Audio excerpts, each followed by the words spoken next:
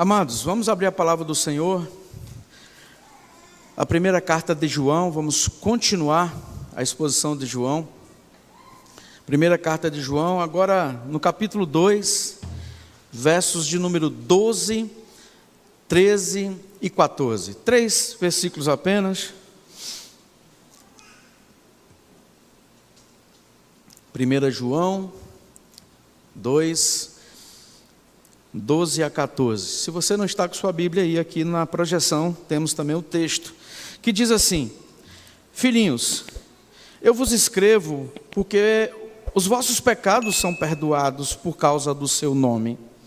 Pais, eu vos escrevo porque conheceis aquele que existe desde o princípio. Jovens, eu vos escrevo porque tendes vencido o maligno. Filhinhos, eu vos escrevi porque conheceis o Pai. Pais, eu vos escrevi porque conheceis aquele que existe desde um princípio. Jovens, eu vos escrevi porque sois fortes, e a palavra de Deus permanece em vós, e tendes vencido o maligno.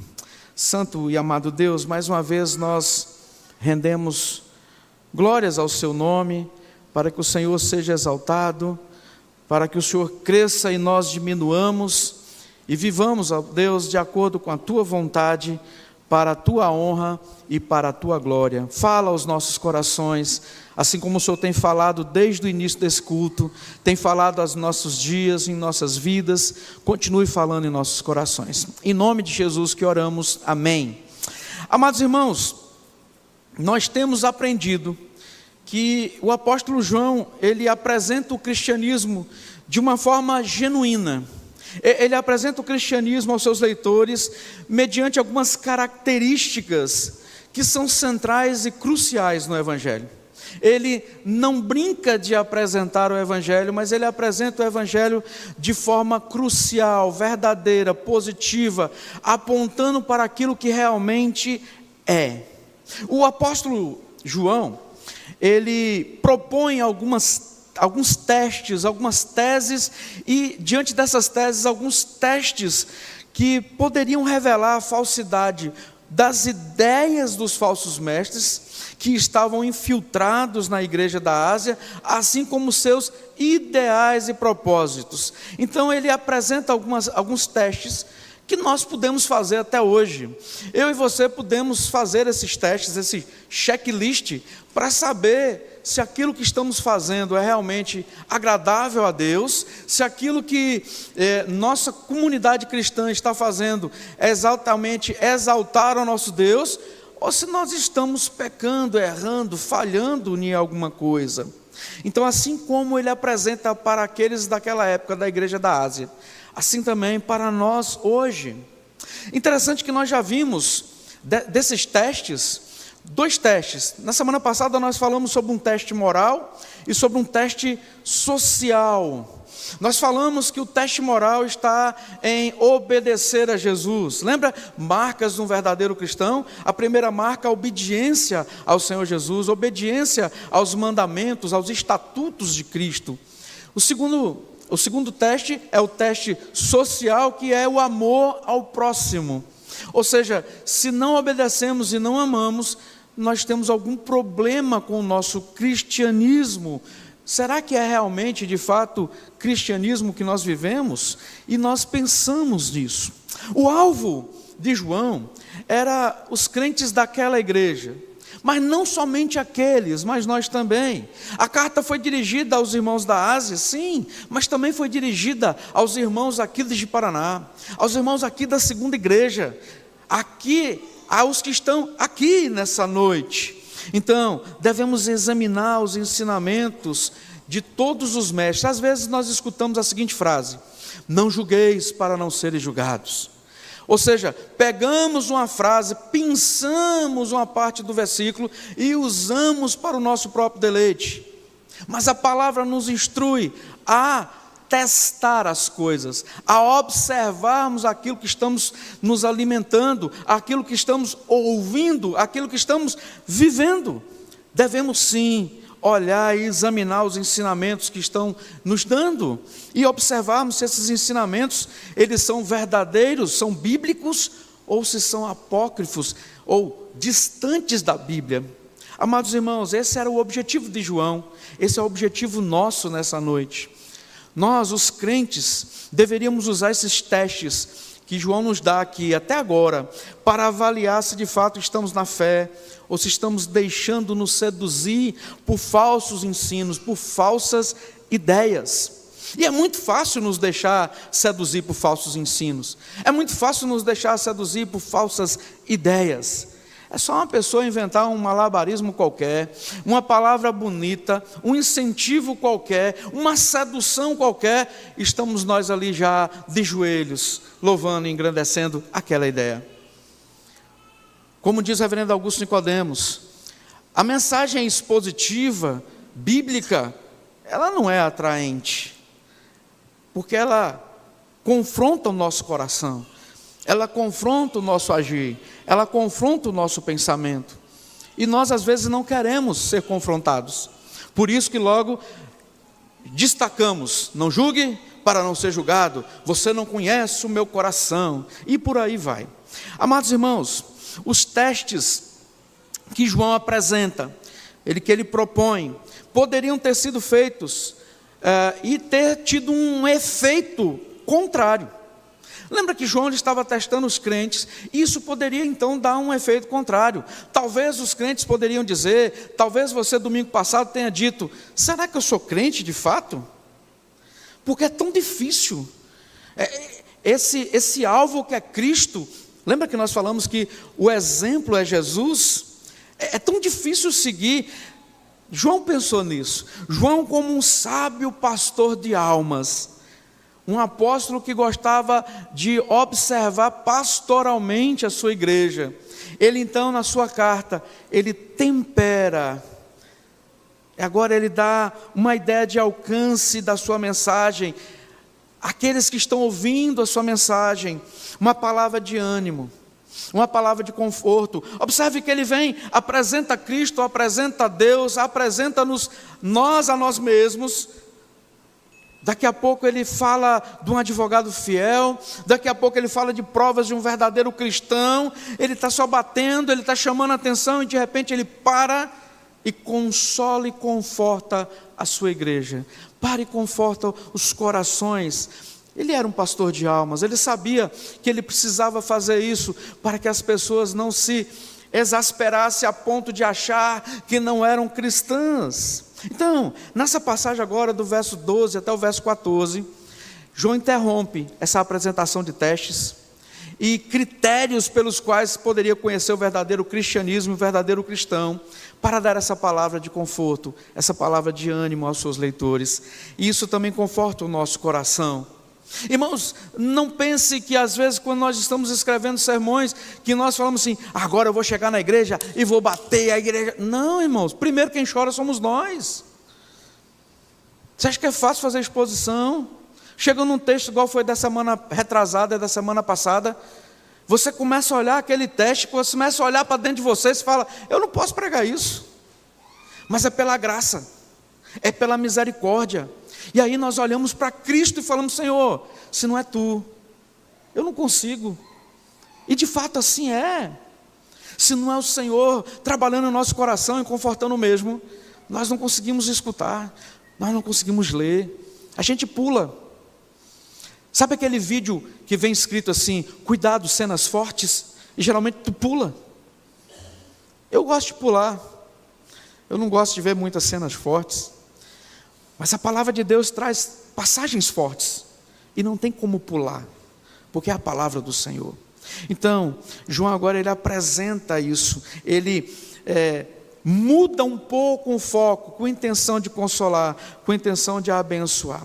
John Stott vai comentar isso, dizendo que João não pretende dar aos seus leitores a impressão que acha que eles estão nas trevas, ou que duvida da sua fé cristã, mas são falsos mestres que considera espúrio ou ilegítimo, e não são leais membros da igreja. O que João está dizendo, e John Stott está completando, é que não é que nós não somos crentes, ele não tem essa dúvida, ele quer crer que nós somos realmente cristãos, que passamos nesses testes. Entretanto, precisamos ficar atentos. Irmãos, eu acho que 99% aqui tem rede social. E sem querer nós vemos muitas coisas. Nós somos bombardeados com como é que fala? Postagens patrocinadas, pagas, né? Que fala patrocinar, mas a verdade é bem paga, que bombardeia-nos com informações de todos os tipos. Com informações erradas, com cursos errados, com ideias erradas porque são antibíblicas. E nós às vezes nos alimentamos somente disso. Às vezes durante a semana nós não nos alimentamos da palavra. Às vezes nós não lemos a palavra. Às vezes nós não cantamos a palavra. Às vezes nós nem mesmo oramos. E uma pessoa que está assim, é uma pessoa de fácil acesso do inimigo. Lá em 1 Pedro vai dizer que o diabo, Satanás, o nosso inimigo, ele é como um leão que ruge, esperando uma brechinha para nos devorar. E quando nós damos essa brechinha, e a bem da verdade a gente escancara a porta, portão, desliga os alarmes e deixa tudo aberto. E fala, vem diabo, vem me tentar. João está falando, olha, eu não duvido que vocês sejam crentes, mas vocês precisam se preparar para aquilo que vocês estão ouvindo, se é de fato verdade. Mas aí ele apresenta esse consolo, ele começa a chamar a sua igreja, o seu povo de filhinhos. Olha a forma carinhosa que ele fala, filhinhos. Então eu quero pensar com os amados hoje, sobre preciosas bênçãos, que eu e você, cristãos, temos em Jesus Cristo. Preciosas bênçãos que nós temos em Jesus Cristo. E a primeira bênção que o texto nos apresenta é o perdão. Uma bênção preciosa que eu e você temos, que a nossa família tem, é o perdão. Muitos estão amarrados no passado porque não se sentem perdoados ou não conseguem perdoar. Mas quando nós olhamos para Cristo, nós sentimos que Ele nos perdoa. Observe o que é que João diz no verso de número 12. Filhinhos, amados, queridos, vos escrevo porque os vossos pecados são perdoados por causa do seu nome. Ou seja, aquele que crê em Jesus Cristo está perdoado. Aquele que crê em Jesus Cristo está perdoado. Mas não é um crer de boca para fora, é um crer de intimidade. É um crer que leva à submissão, que leva à obediência, que leva ao amor ao próximo. Os pecados foram cancelados.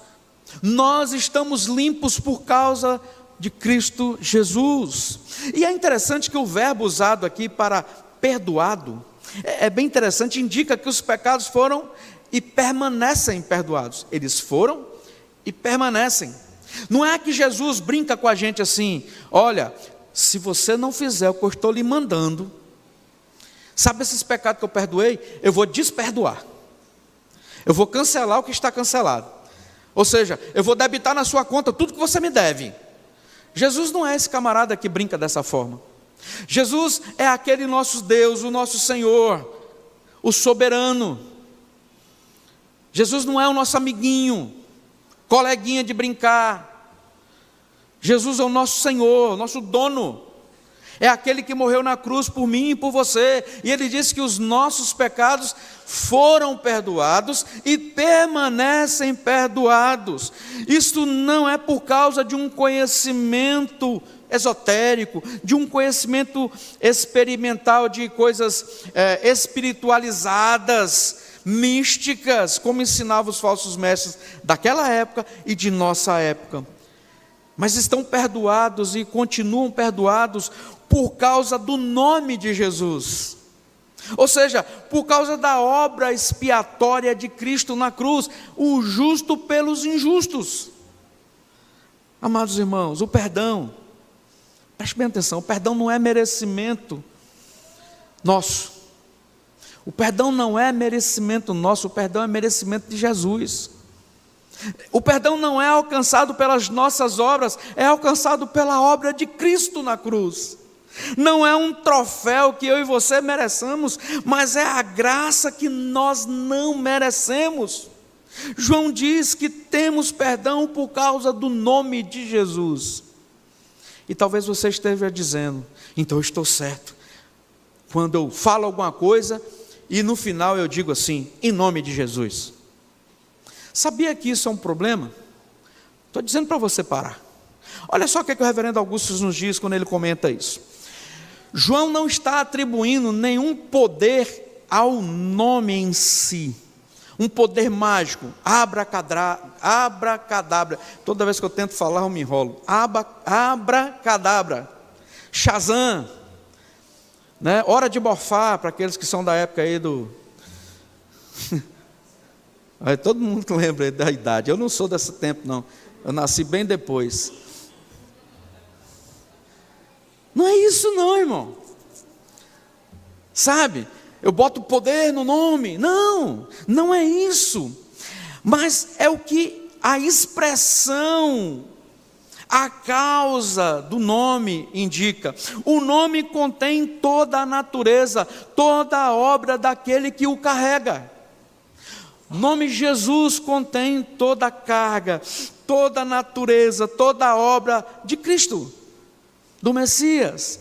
Assim somos perdoados por causa de toda a obra de Jesus ao se encarnar, toda a obra de Jesus a sofrer, toda a obra de Jesus a morrer e ressuscitar, de estar sentado à destra de Deus Pai Todo-Poderoso, de onde virá para julgar vivos e mortos.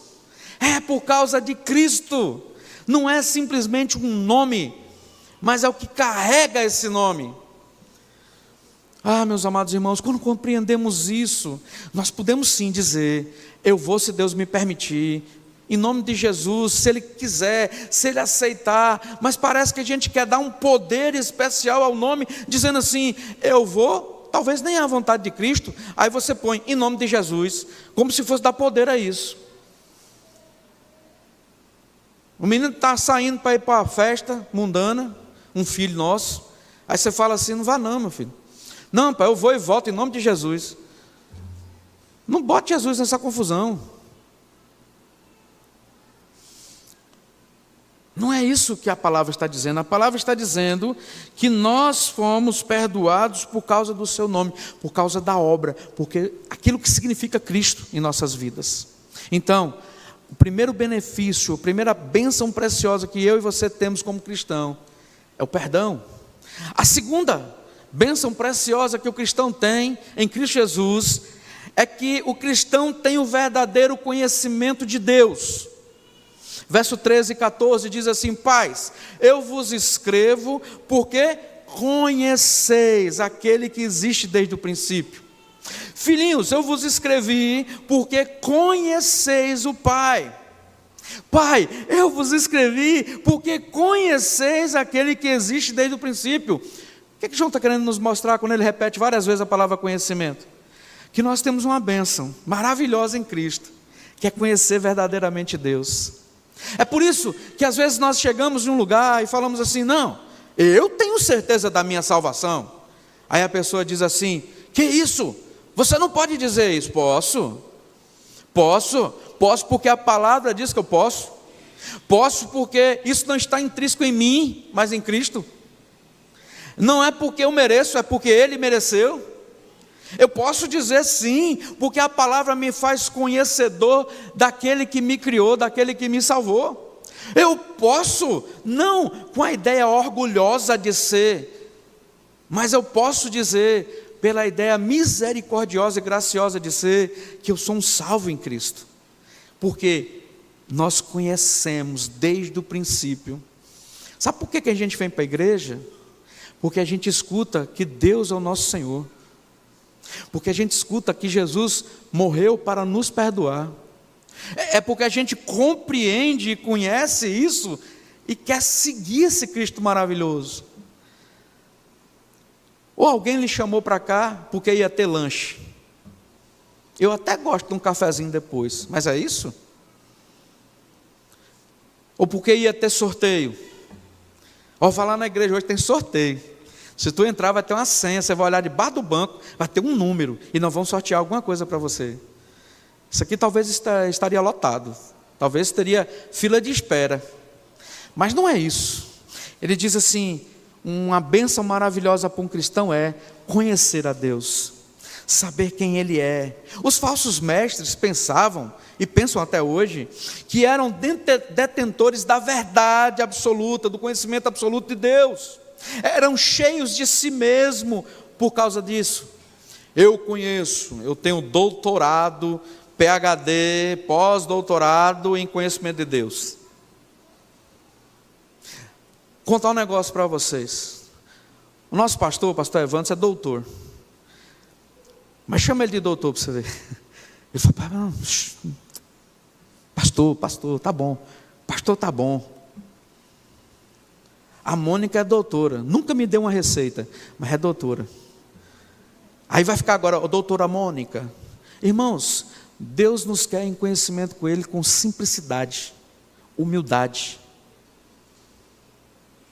normalidade. Conhecer a Deus é se tornar humilde cada dia mais. Cada vez que nos aproximamos mais de Deus, mais simples nós temos que ficar, mais humilhados nós devemos ser, mais diminuídos nós devemos ser.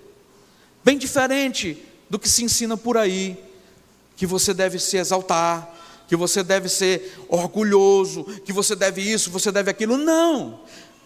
Quanto mais eu conheço Deus, mais eu me conheço. E quanto mais eu me conheço, mais eu me envergonho. Quanto mais eu conheço Deus, mais eu me conheço, mais eu me envergonho, mais eu me diminuo, mais eu preciso desse Deus. É uma bênção conhecer esse Deus. É uma maravilha conhecer esse Deus. João então escreve para os crentes, para mostrar-lhe que o verdadeiro conhecimento de Deus não é um privilégio de um grupo seleto, mas de todos aqueles que creem, de todos aqueles que foram chamados, de todos aqueles que foram escolhidos desde a eternidade. Esse conhecimento não é um conhecimento esotérico ou teórico, esse conhecimento não é apenas intelectual, é um conhecimento verdadeiro. Trata-se de um conhecimento relacional. Você precisa se relacionar com esse Deus, você precisa ter profundidade nesse relacionamento, intimidade. Não é conhecer a Deus apenas de ouvir falar. Olhe Jó, a sala de Sênios aqui estudou sobre Jó. E Jó era um homem que o próprio Deus disse para Satanás: viu meu servo Jó, homem íntegro, não se desvia dos meus caminhos, se desvia do mal. Satanás então investe na vida de Jó com permissão de Deus. E no final da sua história, Jó fala a célebre frase: eu conhecia só de ouvir falar, agora os meus olhos te veem. Irmãos, um homem que tinha intimidade com Deus, sentiu que precisava ter mais intimidade com Deus. Não é ser membro de uma igreja que lhe torna íntimo de Deus, mas é a sua vida de piedade que lhe torna íntimo de Deus. É quando você diz não para o mundo, é quando ninguém está olhando da igreja e você diz: não, eu não vou, sabe por quê? Porque o meu Deus não me permite, porque o meu Deus me salvou, porque o meu Deus me sonda, me conhece, sabe do meu deitar, sabe do meu levantar, esquadrinha o mais profundo do meu conhecimento, do meu ser. Então, é um conhecimento relacional profundo, não é só de ouvir falar. Conhecer a Deus é conhecê-lo por intermédio de um íntimo relacionamento. O conhecimento de Deus é a própria essência da vida eterna, como diz o próprio João, lá no Evangelho de João, capítulo 17, verso 3. O povo que conhece a Deus é um povo forte e ativo. O povo que conhece a Deus é um povo forte e ativo. De onde você tirou isso, pastor? Daniel, capítulo 11, verso 32, vai dizer assim: aos violadores da aliança, ele com lisonjas perverterá, mas o povo que conhece a seu Deus se tornará forte e ativo. Então, temos já duas bênçãos apresentadas. A primeira é o perdão. A segunda, o conhecimento de Deus. E a terceira, que está no verso 13 e 14 também, é que o cristão tem força vitoriosa contra o maligno. Sabia disso? Eu e você somos capacitados a vencer Satanás. Não estou dizendo para você ficar aí, vem Satanás, para eu brigar com você, para eu vencer você, não. Que vai que você fica com medo se ele aparecer, né? Então, o texto nos diz que o cristão tem força vitoriosa contra o maligno. Vai dizer assim: jovens, eu vos escrevi porque tendes vencido o maligno. Observe o verbo, tendes vencido. Jovens, eu vos escrevi porque sois fortes, e a palavra de Deus permanece em vós, e tendes vencido o maligno. Queridos, os jovens são fortes, não por causa da sua força física. Jovens que aqui estão, em nome de Jesus, preste atenção. Preste atenção. Vocês são fortes, não por causa da força física.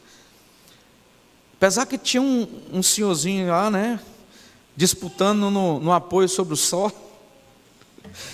Não é força física. Eles são fortes, os jovens são fortes, não por causa da audácia, da coragem, mas sim são fortes porque a palavra de Deus deve permanecer em você. É por causa da palavra de Deus. Tem vencido o maligno, não confiado na própria força. Toda vez que nós confiamos na própria força, nós perdemos. Toda vez que o inimigo investe de alguma forma na sua vida e você confia na sua própria força, você perde, eu perco. Mas, pelo poder da palavra de Cristo, que permanece em nós, nós somos capacitados a vencer o maligno. É importante ressaltar que João fala que os jovens já venceram o maligno. João não apenas deseja que eles possam vencê-lo, mas desafia a igreja para lutar, para viver engajada, na força de continuar vencendo, porque talvez obtenha a vitória. Não é isso. Olha, luta aí, vai que você consiga vencer. Não. Se a palavra está em você, se você é um cristão, você tem vencido o maligno, por causa da palavra que está em você, por causa do nome de Jesus que está em você. Meus amados irmãos, nos desafia a fazer isso. João está falando no pretérito, no passado. Tendes vencido o maligno. Como isso acontece? Esses jovens estavam em Cristo e têm comunhão com Ele. Sabe que hora que os jovens mais fraquejam? É quando vão para a faculdade. Ai, vem ele com essa conversinha de novo. Mas é assim que acontece. Você quer ver um jovem fracassar? Ele arruma um emprego de um salário, nem um salário, meio salário mínimo. Meio salário mínimo. Aí ele bate no peito. Eu me banco. Ah, que banco o quê, macho? Você não paga o arroz e feijão que você come com esse dinheiro. Vou morar sozinho, porque eu me basto, eu me banco. Pois vá. Boa viagem. Gosto muito do Chaves. E usaria muito um texto do Chaves. Quando o filho voltar, volta o cão arrependido, com o rabo entre as patas, e alguma coisa mais que eu não me lembro que ele fala. E as orelhas murchas, não, um negócio assim, né? Irmãos, não é a força dos próprios braços, a intelectualidade. Nós precisamos respeitar as autoridades que estão instituídas por nós. Quando o mandamento, o 5º mandamento diz: honra pai e mãe para que te prolongue os dias na terra, jovens, é honrar todas as autoridades que estão constituídas sobre você, ou seja, todos os mais velhos que estão constituídos sobre você, todos aqueles na igreja que são constituídos por você, todo no trabalho, na escola, onde quer que esteja, um policial, qualquer pessoa, mas nós queremos suplantar isso. Somos audaciosos. Então João está chamando a atenção: filhinhos, eu vos escrevi que vocês têm vencido o maligno, por causa da palavra que está em você, não pela sua força. Meus amados irmãos, os jovens são participantes da vitória, assim como nós somos participantes da vitória que Jesus conquistou sobre todos os poderes das trevas, ao morrer naquela cruz. A vitória do crente sobre o maligno é um fato consumado. Nós não estamos vencendo. A luta final já foi vencida, não por nós, mas por Cristo. A vitória do cristão sobre o maligno tem alguns pontos. Eles não vivem mais na prática do pecado. Nós não vivemos mais na prática do pecado, porque essa é uma característica dos filhos do diabo. Nós não somos do maligno, como Caim, que odiava o seu irmão e acabou por matá-lo, era. Nós fomos libertos do domínio e do poder do maligno, daquele poder que exercia sobre o mundo, não exerce sobre nós mais. Então é indiscutível esse negócio de falar assim: eu pequei porque Satanás me induziu a fazer. Não, nós pecamos porque a gente quer. A gente peca porque a gente quer. Não vamos botar a culpa nos outros, não. Concluindo, irmãos, João, ele para seus testes morais, sociais. Daqui a pouco ele volta, domingo que vem, para falar, para confortar o nosso coração, dizendo assim: eu estou escrevendo para vocês, e eu posso falar desse jeito, porque eu confio que vocês são crentes, que vocês não se ofenderão, porque quem vai se ofender com essa palavra são aqueles que não são cristãos. João, ele chama a atenção dizendo: olha, vocês têm bênçãos especiais de Jesus Cristo nas suas vidas. A primeira é o perdão, por isso que nós podemos ser chamados de filhos. A segunda é que nós temos o verdadeiro conhecimento de Deus. Uma vez perdoados, somos apresentados a Deus, somos apresentados a tudo aquilo que Ele é, tudo aquilo que Ele fez, tudo aquilo que Ele fará. Isso nos faz caminhar forte, caminhar firme. E por fim, o cristão tem uma força que vence o maligno, que ela é vitoriosa. Sabe esses medos que nós cultivamos em nosso coração? Não durmo sozinho, não durmo de luz apagada. Meu Deus, depois que eu deito na cama, eu não boto o pé no chão enquanto não amanhecer o dia, porque pode ter um bicho. Meu irmão, e se o bicho estiver lá na hora que amanhecer o dia? Agora não vai sair de casa mais? Já pensou nisso? Nós somos cheios de medos. Em Cristo já vencemos todos. Em Cristo podemos caminhar livremente. Em Cristo somos feitos novas criaturas. Em Cristo tudo que era velho se fez novo. Em Cristo somos chamados de filhinhos, de amados. E assim podemos sim, pelo nome instituído de Cristo, ser perdoados, conhecer a Deus e ter vitória sobre o maligno. Que assim o Senhor Deus nos abençoe, nos guarde. Vamos orar. Santo e amado Deus, te bendizemos e agradecemos pela bondade do Senhor. Te agradecemos, ó Deus, que o Senhor tem nos revelado a sua palavra. O Senhor tem confortado o nosso coração. O Senhor tem guiado os nossos passos. E nós, ó Deus, humildemente te pedimos, continue nos guiando. Continue chamando as nossas atenções para que nós nos voltemos para Ti.